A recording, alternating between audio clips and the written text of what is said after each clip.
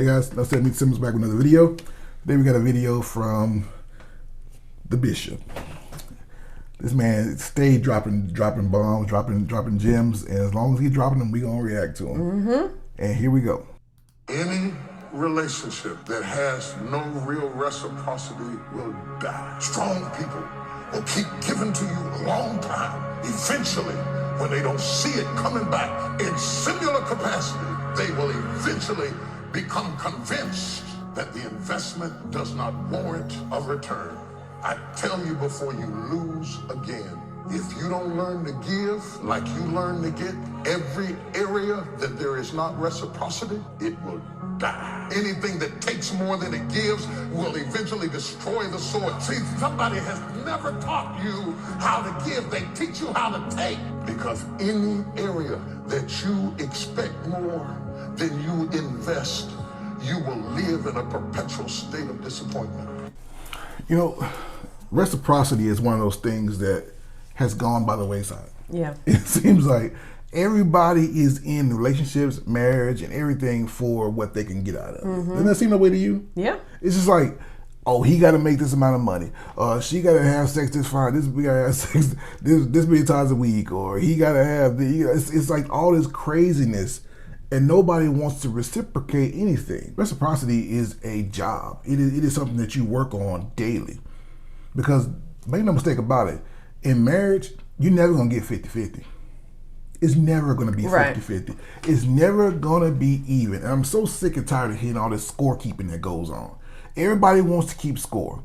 You know, oh, he works and he comes home and all he does is go play his video game and I'm at home with the kids all day. And then, or she's always too tired for sex and this and that. It's always a scorekeeping back and forth. You're never going to be exactly 50% at all times in a marriage. There's always going to be an imbalance because that's what it is. Somebody's always going to be giving more in a moment, but sometimes that 20% is all that man can give. Yeah. Sometimes that 10% is all she has to give at the end of the day. And you got to be good with that. Yeah. You got to be good with that. We have all these things and all these things. Everybody's always throwing stuff at you about how it should be and what it should be and how things are supposed to look. You got to figure out what works for you. You got to figure out how we can get down the road together, raise these kids in a loving, supportive home so we can generate good, productive members of society. Because right now, we're not doing a very good job of that at all. Because society is so short-sighted.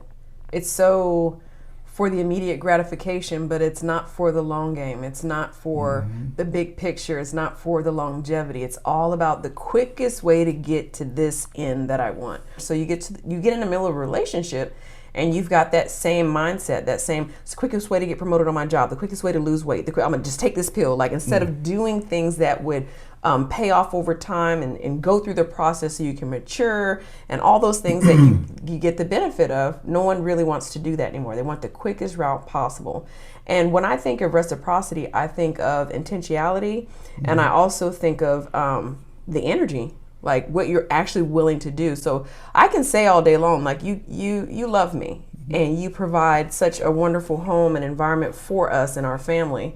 But if I keep saying, yeah, you know, I'm gonna reciprocate and do the same for you, but you see, I'm always on my phone. I ain't never doing nothing around here to help out. I'm always out shopping, spending up all the money. Like, really, what am I reciprocating? Yeah. And in my mind, I'm doing great. Like, I'm killing it. I'm wife number one over here, but you're not getting your needs met, or I'm ignoring you. Return on the investment. Yeah. So those are the things that you have to really look at. And he was saying that if you take more than you give, then there's nothing can come out of that. No. I thought that was a great point, and I thought that he said that if somebody, it ultimately leads to disappointment. Absolutely. If you're giving more than and you're giving more than you're getting back, it ultimately leads to disappointment. And so we got to decide what that looks like.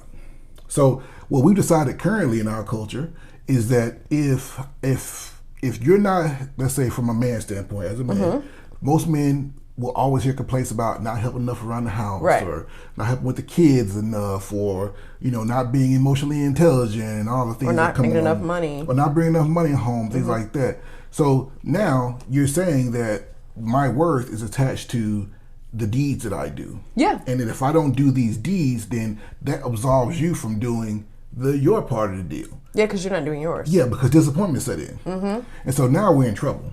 Now we're in deep trouble because now you feel like this and he feels like that, and now you're not on the same page. And so reciprocity doesn't always look like you do the exact same thing that I did. And that is the problem. Right. So all these things you see on social media and all these examples about what reciprocity really looks like isn't real. Or it could be a season. You're in school, you work and you go to school. So I come home from work too. I gotta make sure the house is cleaned up. I gotta make sure dinner is cooked, kids get their bath. We just came out of that. Yeah. When you were working, we both work, but my wife her job as a teacher was very demanding. Yeah. And she had some health issues that was going on there. So all my wife could do was get up, go to work, come home, and within an hour of being home, she'd sleep on the couch. That's it. That was it. That was it. That was like 2 years of that. Yeah. And so I would come home from work. We have older kids, so they could pretty much take care of themselves. But I was cooking dinner. I was making sure things got cleaned around here. I was doing all that stuff. But it wasn't like I'm looking down on her. This is the season we're in right now. Like I said, remember, it's never going to be 50-50. Now, she's at home full time. Full time. Yeah. So there are things that I don't have to do anymore. I don't have to wash as many clothes. I don't have to cook as often. There are things that I don't have to do, but there also is that reciprocity that comes in there too. So I think this is where we got to get, and you got to figure out what's good for you. Instead of getting on social media and complaining about your spouse, get to work and figure out what works for you, and stop looking at what everybody else is doing and figure out what works for you guys. Yeah. And understand that at the end of the day, if we're at 100, we're at 100. It doesn't matter how we get there. If I'm doing 80 and you're doing 20 for a season, we're still at 100. Yeah. And if it's 60-40, sometimes it's what it's going to be. But you got to keep communicating back and forth, and you got to keep checking in on each other. That's what doesn't happen. You have to communicate, and you have to do your check-ins regularly. And like I said, if I'm reciprocating an intention, like you said, when I was working, that was 20% was all I had. I was giving you everything I had in that moment, and he knew that.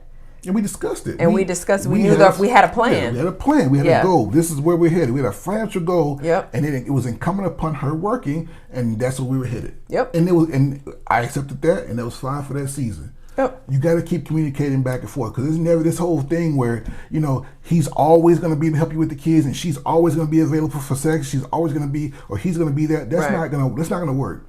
As 23 years of marriage, I'm telling you, that doesn't work.